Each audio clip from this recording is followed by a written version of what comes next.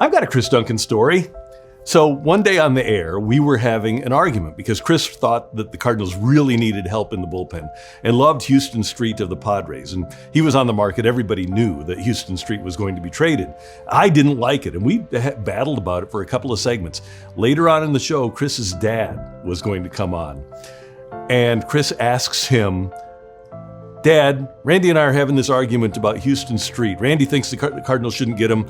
I think they should. What do you think? And his dad pauses and says, no, they shouldn't get him. And Chris was crestfallen. He couldn't believe that his dad didn't agree with him. And he really kind of checked out for the rest of that show. And then for the next couple of weeks when his dad would come on with us, he would complain, yeah, Dad, you like Randy better than me. That was so classic Chris, because he had insecurities just like everybody else.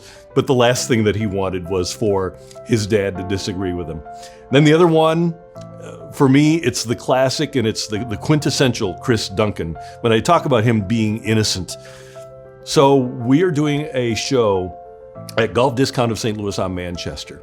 And that's near Chris's home. He lived out in Wildwood when he lived here. And at about 5 o'clock, we're going till 6. He asks Anthony Stalter, our producer at the time, hey, you want to go get a beer? And Anthony says, sure. So after the show, those two take off down the street to Dunc's favorite place, Mulligan's, at the corner of Manchester and Clarkson. And at about 6:45, 7 o'clock, Chris gets a call, looks at it, picks up the phone, says, hey, what's up? And it's his wife, Amy. And she says, do you know what day it is?